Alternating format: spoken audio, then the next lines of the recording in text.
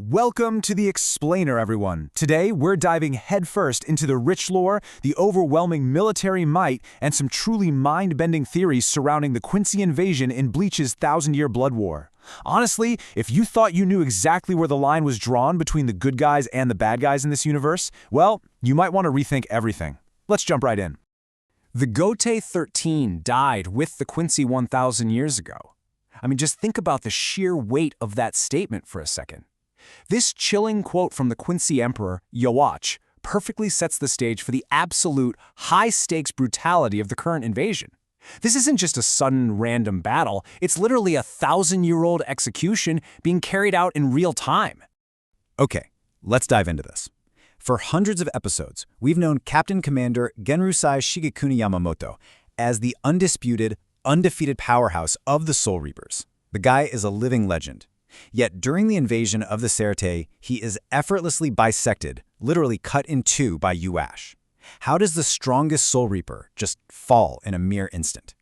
To answer that, we really have to look at the terrifying true power and the cunning of the Quincy forces. That brings us to Section 1, the 1,000-year grudge, from shadows to slaughter. So to truly understand the sheer destruction of the Serete, we have to go back, way back. Like I said, this wasn't a sudden attack. It's the culmination of a millennium of waiting, planning, and just seething hatred. The Quincies didn't just walk in with brute force, right? They used incredibly calculated deception. Yawach didn't even fight Yamamoto at first. He used a subordinate named Royd Lloyd, a guy who can perfectly copy Yawach's mind and memories as a decoy. Yamamoto exhausted all of his ultimate abilities, even summoning the fiery skeletons of Yawach's former soldiers just to defeat an imposter. And the very moment Royd falls, the real Yawach steps in, effortlessly steals Yamamoto's Bankai with a specialized device and cuts him down. It's a ruthless, tactical masterclass.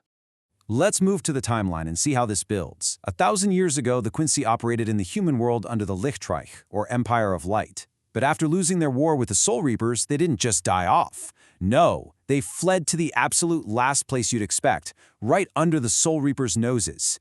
They literally created a hidden space in the shadows of the Serete itself called the Schotten Barrage. For 999 years, they stayed perfectly hidden in this invisible empire, the Vandenreich, slowly absorbing the rich spiritual energy of Soul Society to rebuild their forces for this exact moment. Moving on to Section 2, Soul Reapers versus Quincies, a conflict of balance.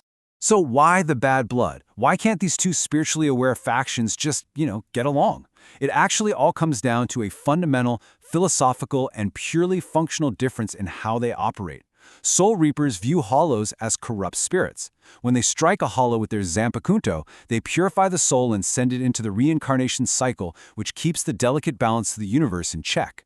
Quincies, on the other hand, obliterate hollows entirely using their weapons. This complete destruction disrupts the cosmic balance, and if left unchecked would literally end the world. But here's the tragic twist. Hollow energy is lethally poisonous to Quincies. They literally cannot purify them. Total eradication is their absolute only option for survival. And this functional difference completely changes how they fight. Soul Reapers generate their own internal spiritual power. Quincies don't. Instead, they're masters of manipulating their environment. They absorb ambient spiritual energy, Reishi, and condense it into lethal weapons, like the Heilig File, or Holy Arrow.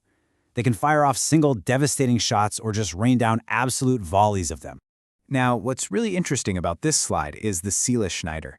It looks like a sword, or really more like a Quincy lightsaber, but it's actually an energy absorption tool. It vibrates at these intense speeds to shear and loosen the bonds of an opponent's spiritual energy, making it incredibly easy for the Quincy to just absorb it all. We actually saw Uryu Ishida use this brilliantly in his past battles, essentially shaving off his opponent's spiritual energy to fuel his own final attack. All right, Section 3, Inside the Vandenreich, the Invisible Empire. Let's shift our focus from their history and weapons to the terrifying military machine they've constructed in the shadows. The Wandenreich isn't just a ragtag group of survivors. They're a highly organized, completely ruthless military superpower. Which poses the question, how did they conquer both Soul Society and Hueco Mundo with such terrifying ease? Well, it's a mix of tactical superiority, absolute ruthlessness, and groundbreaking technology. They annexed Hueco Mundo first, effortlessly defeating the Arrancar leader Cheer Harabel. They even drafted strong Arankars into their army as expendable foot soldiers. They literally confiscated their swords and handed them Quincy Crosses.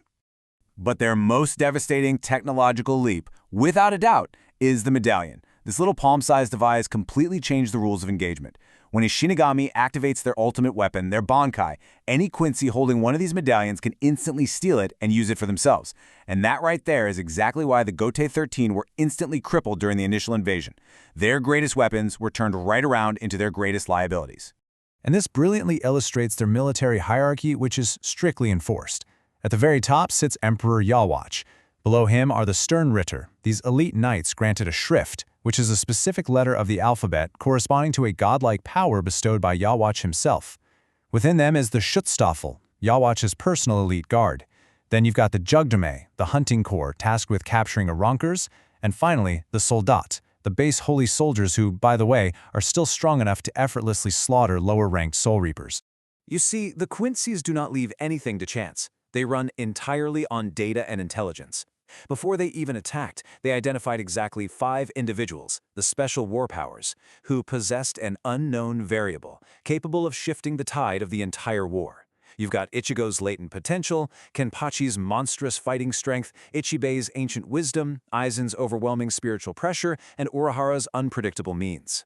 A super fascinating detail here, Captain Commander Yamamoto wasn't even on this list. Yawatch considered him to have grown way too weak and compassionate over the last 1,000 years. Ouch!